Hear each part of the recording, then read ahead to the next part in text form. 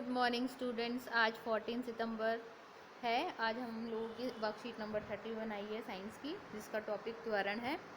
इसमें ज्ञान अपनी दीदी से बोलता है कि अगर हम वेग में समय के साथ हो रहे बदलाव को कैसे जान सकते हैं कि उसमें बदलाव हो रहा है कि नहीं हो रहा। तो ज्ञान की दीदी से बोलती है कि हमें ये पता है कि गति दो तरह की होती है, एक समान और असमान गति। एक समान गति में वेग में कोई भी बदलाव नहीं आता समय के साथ में। असमान गति में बदलाव आता है वेग में समय के साथ में। जैसे कि आप ट्रैफिक में फंसे हुए हो तो कभी सड़क पे आपकी गाड़ी चल रही है, कभी उसकी स्पीड कम हो रही है, या कभी तो गाड़ी को खड़ा ही करना पड़ता है। तो इससे क्या होता है, वेग लगातार नहीं, एक ही वैल्यू मतलब एक ही स्पीड से नहीं चल रहा। तो इससे पता चलता है हमें कि समय के साथ में वेग में बदलाव आ रहा है, क्योंकि स्पीड या गाड़ी की गति घट रही है, बढ़ रही है। वेग में समय के साथ हो रहे इस बदलाव को हम किससे रिप्रेजेंट करते, स्मॉल ए से। ठीक है, यहाँ पे आपको लिखा हुआ है स्मॉल ए, ये रहा। इससे जब भी ये लिखा हुआ आता है इसका मतलब है कि हम किसकी बात कर रहे हैं, त्वरण की बात कर रहे हैं। तो वेग में समय के साथ हो रहे बदलाव को हम अन्य भौतिक राशि से व्यक्त करते हैं, जिसको हम त्वरण कहते हैं, और इसको स्मॉल ए से हम लिखते हैं। अब त्वरण किसी भी वस्तु के प्रति इकाई समय में अगर वेग में अंतर आ रहा है, परिवर्तन आ रहा है, उसकी माप को त्वरण बोलते हैं। इसका फॉर्मूला, त्वरण का फॉर्मूला होता है त्वरण बराबर में वेग में परिवर्तन और कितना समय लगा उस परिवर्तन आने में, बटे में वो समय। ठीक है, तो अब वेग दो तरह के होते हैं। जैसे कि v, मैंने v लिख दिया तो ये मेरा त्वरण स्पीड वेग हो गया मीटर पर सेकंड। लेकिन अगर जैसे मैंने यहाँ से गाड़ी, इस पॉइंट से गाड़ी स्टार्ट की है, तो यहाँ पे मेरा वेग क्या होगा, u। ठीक है, और अब मैं लगातार चल रही है मेरी गाड़ी, तो मेरा वेग, अंतिम वेग क्या होगा, v। ठीक है, अगर ऐसे ही उल्टा हो जाएगा बिल्कुल, अगर गाड़ी लगातार चल रही है और यहाँ पे आके रुक गई, तो लगातार चल रही है, यहाँ पे आपका प्रारंभिक वेग क्या होगा, u। ठीक है, रुक गई है यहाँ पे क्या होगा, v। ठीक है, ये हमारा वेग है। तो ये इनमें कंफ्यूज होने की ज़रूरत नहीं है, प्रारंभिक वेग कौन सा है और अंतिम वेग कौन सा है। तो आपको समझ में आ जाना चाहिए कि इस पॉइंट से स्टार्ट हो रहे हैं, यहाँ पे गाड़ी स्टार्ट हो रही है तो प्रारंभिक वेग क्या हुआ, u। ठीक है, गाड़ी चल रही है लगातार, उसका अंतिम वेग क्या होगा, v।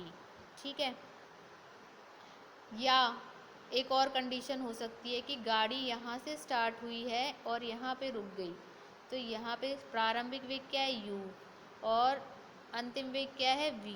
तो तीन तरह की कंडीशन है, या तो गाड़ी रुक के चल रही है तो उसमें यहाँ पे u इसका प्रारंभिक वेग होगा और v इसका अंतिम वेग होगा। अगर गाड़ी लगातार चल रही है तो प्रारंभिक वेग होगा, यहाँ पर रुक गई यहाँ पे आके तो ये v होगा अंतिम वेग।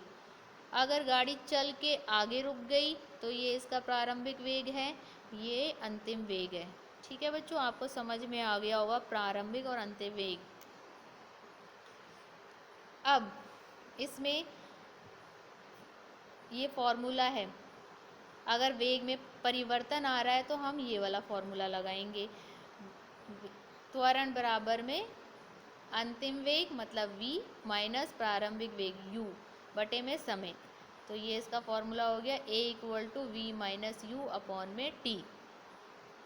इसका SI मात्रक क्या होता है, मीटर पर सेकेंड स्क्वायर, और वेग या गति का SI मात्रक क्या होता है, मीटर पर सेकेंड। ठीक है, ये याद रखना, एग्जाम में पूछा जाता है। अब आते हैं हम त्वरण की बात करते हैं।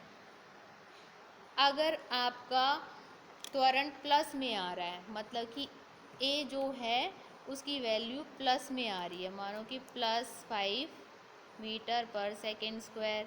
वैसे हम लोग प्लस लिखते नहीं है, डायरेक्ट इस तरह से लिख देते हैं ताकि हमें ये पता है कि इसके आगे अगर माइनस नहीं है तो यहाँ पे प्लस है, तो उसकी वैल्यू, त्वरण की वैल्यू क्या है, प्लस में है। अब ये प्लस में कब आएगी, जब a बराबर में v माइनस यू नीचे t। ठीक है। अगर हमारा वेग, अंतिम वेग कितना है 10 और प्रारंभिक वेग कितना है 5 बटे में टाइम मान लो कि हमने 5 सेकेंड लिए हैं, ठीक है। तो इसको अभी देखो यहाँ पे v हमारा प्लस में है, v बड़ा है और u क्या है 5 है, ठीक है, उसके आगे माइनस है। तो अब जो बड़ी वैल्यू क्या है यहाँ पे v, तो मतलब कि हमारा जो त्वरण आएगा वो भी प्लस में आएगा। अगर ये 10 की जगह यहाँ पे अगर मैं लिख देती हूँ 5, अगर v मैं लिख देती हूँ 5 और u मेरा हो गया 10 बटे में 5, ठीक है। मैंने t को माना है, यहाँ पे t को लिया है 5, v मेरा है 5 मीटर पर सेकेंड और u मैंने ले लिया है 10, माना है, यहाँ पे हम मान के चल रहे हैं। अब यहाँ पे देख रहे हो u जो है ये कितना है -10, तो v से बड़ा है u, तो इसका जो त्वरण आएगा वो क्या आएगा माइनस में आएगा। तो कितना आ जाएगा, वहाँ पे हमने लिखा था 5 माइनस 10, तो माइनस का 5 बटे में 5, तो त्वरण की वैल्यू क्या होगी -1 मीटर पर सेकेंड स्क्वायर, ठीक है। तो ये माइनस में आया, ये माइनस में क्यों आया, क्योंकि प्रारंभिक वेग जो था वो बड़ा था, -10 था, सॉरी -10 था, ठीक है। अगर माइनस में त्वरण आ रहा तो उसको हम ऋणात्मक त्वरण बोलते हैं और दूसरा उसको हम मंदन गति भी बोलते हैं, ठीक है। अब एक एग्जाम्पल हम ले लेते हैं, यहाँ पे क्वेश्चन सॉल्व करना है इसका,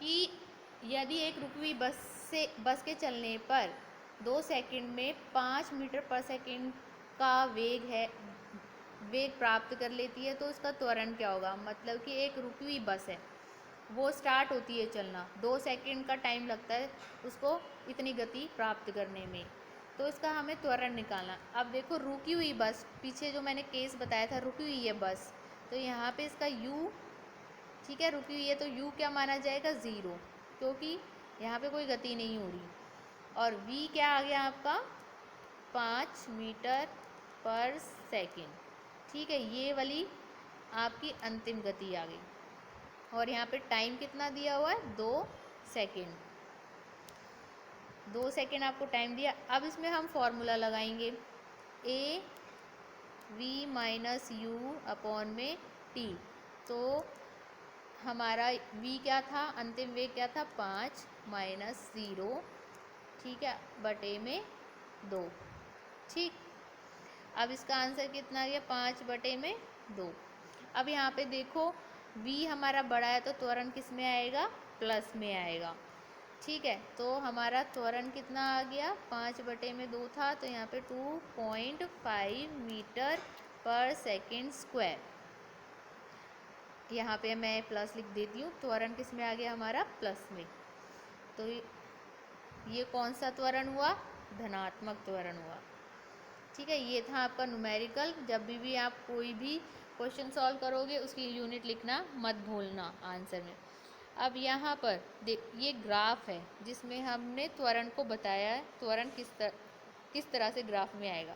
त्वरण को हमेशा हम वेग समय के ग्राफ में दिखाते हैं। अगर त्वरण एक समान है या एक समान होता है या असमान होता है, ठीक। यदि वस्तु सरल रेखा में चलती है और इसका वेग समान समय में समान रूप से घटता या बढ़ता है, तब यह एक समान त्वरण कहलाता है। जैसे एक गिरता हुआ पत्थर जिसका वेग लगातार बढ़ता जाता है। आप कोई भी पत्थर फेंकोगे ऊंचाई से, तो ऊपर से जब नीचे फेंकेंगे तो उसका त्वरण क्या होगा, लगातार बढ़ता ही रहेगा, वेग क्या होगा, लगातार बढ़ेगा। यदि एक वस्तु का वेग असमान रूप से घटता है या बढ़ता है, तब यह एक असमान त्वरण कहलाता है। जैसे लंबी दूरी में कार की असमान गति, जैसे लंबी दूरी तय करनी है आपको, तो कहीं पे ट्रैफिक आ गया तो गाड़ी की स्पीड कम हो गई, फिर वो ट्रैफिक क्लियर हो गया, आपको क्लियर रोड मिल गया तो गाड़ी की स्पीड बढ़ गई। इस तरह से घट रही है, बढ़ रही है, तो ये असमान। तो यहाँ पे त्वरण क्या आएगा आपका? असमान, क्योंकि यहाँ पे गति भी क्या है? असमान है। ठीक है, तो ये आपका एक ग्राफ है जिसमें आप लोगों को त्वरण के बारे में त्वरण दिखाया हुआ है कि इस ग्राफ में त्वरण कैसा है। तो बच्चों ये देखो, ये ज़ीरो टाइम है, यहाँ पे ज़ीरो समय, ये ज़ीरो समय, ज़ीरो टाइम। अब देखो, जब यहाँ पे मैंने वेग दे रखा है, यहाँ पे समय दे रखा है। 1 सेकेंड में कितना वेग था? 4 मीटर पर सेकेंड। और जब स्पीड या वेग 8 मीटर पर सेकेंड था, उस टाइम समय क्या था? 2 सेकेंड। अब देखो बढ़ता जा रहा है, इन दोनों के इनमें डिफरेंस देखो, एक सेकेंड का डिफरेंस है, और यहाँ पे डिफरेंस कितना है? हर एक में 4 सेकेंड का। तो यहाँ पे अंतर, इधर भी अंतर बराबर है, इधर भी अंतर बराबर है, तो यहाँ पे क्या है? समान त्वरण आएगा। ठीक है, तो इस ग्राफ से, वेग और समय के ग्राफ से हमें त्वरण के बारे में पता चलता है।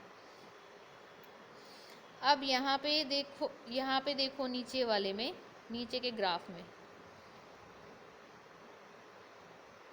थोड़ा सा इसको बड़ा करती हूँ, ये क्लियर तो नहीं दिख रहा आप लोगों को?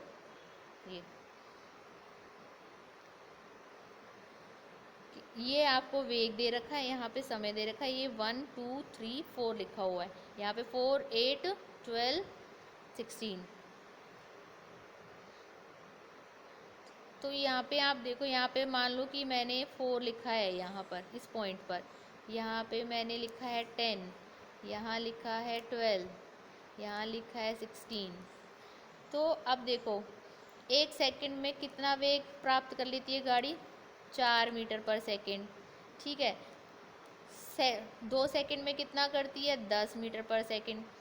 ऐसे ही इसको देखो, 3 सेकंड में कितना करती है? 12। 4 सेकंड में कितना करती है? 16 मीटर पर सेकंड। ठीक है, अब यहाँ पे जो मैंने आप लोगों को यहाँ पे लिखा था 4, 10, 12 और 16, अब इनके बीच में अंतर कितना है? यहाँ पे 6 है, तो यहाँ पे कितना है? 2 है, यहाँ पे कितना है? 4 है। तो ये जो अंतर है ये ही समान नहीं है। ठीक है, तो इससे क्या है? त्वरण क्या होगा? असमान। ये था ग्राफ के बारे में। अब त्वरण किसे कहते हैं? अब हम क्वेश्चन आंसर करते हैं। त्वरण किसे कहते हैं, इसके सूत्र व इकाई को स्पष्ट कीजिए। अब यहाँ पे आपने ऊपर देखा था त्वरण किसी वस्तु के प्रति इकाई समय में किसी वस्तु के प्रति इकाई समय में वेग में परिवर्तन की माप को त्वरण कहते हैं, और इसकी SI मात्रक क्या होता है? मीटर पर सेकंड। ये इसका सूत्र है, और पहले क्वेश्चन का आंसर ये होगा आपका। ठीक है, अगला क्वेश्चन है, एक हवाई जहाज हवाई पट्टी पर 30 सेकंड में 200 मीटर पर सेकंड का वेग प्राप्त करता है, इसका त्वरण ज्ञात कीजिए। सबसे पहले आपको फॉर्मूला पता होना चाहिए कि इसका फॉर्मूला क्या है। आपको पता है कि फॉर्मूला क्या है? v माइनस यू अपॉन में t। तो यहाँ पे आपको समय कितना दे रखा है? 30 सेकंड। ठीक, और वेग कितना दे रखा है? वेग आपको दे रखा है 200 मीटर पर सेकंड। ठीक है, अब यहाँ पे देख लो, यहाँ पे अंतिम v आपको दे रखा है, मतलब कि अंतिम वेग कितना है? 200 मीटर पर सेकंड। u प्रारंभिक वेग क्या हुआ? 0। हवाई जहाज देखो, एक हवाई जहाज हवाई पट्टी पर 30 सेकंड में 200 मीटर पर सेकंड का वेग प्राप्त करता है। तो स्टार्ट, मतलब कि हवाई जहाज स्टार्ट हुआ है, 30 सेकंड लगे हैं उसको 200 मीटर पर सेकंड की स्पीड प्राप्त करने में, तो यहाँ पे आपका u हो गया 0। अब यहाँ पे इसमें अब आप इसके अंदर वैल्यू पुट करो। ए वी आपको पता है 200 और ये टी, तो ये कितना हुआ 200 माइनस 0 बटे में 30। ठीक है, तो 200 बटे में 30, इसको काटेंगे तो यहाँ पे कितना आएगा 6.6 इसकी वैल्यू आ जाएगी। 6 कितना आ गया आपका 6.6 मीटर पर सेकेंड स्क्वायर। ठीक, ये इसका आंसर हो गया। एक समान असमान त्वरण को वेग समय ग्राफ से स्पष्ट कीजिए। अब देखो यहाँ से आप ग्राफ बना सकते हैं। ये ग्राफ दे रखा एक समान त्वरण का, ठीक है, और ये असमान त्वरण का ग्राफ। ठीक है, और आप इसमें क्या लिख सकते हैं, अगर गति एक समान है तो त्वरण भी क्या होगा, एक समान होगा। अगर गति असमान है तो त्वरण भी क्या होगा, असमान होगा। ये इसके अंतर हो गया। अब चौथा क्वेश्चन, कोई कार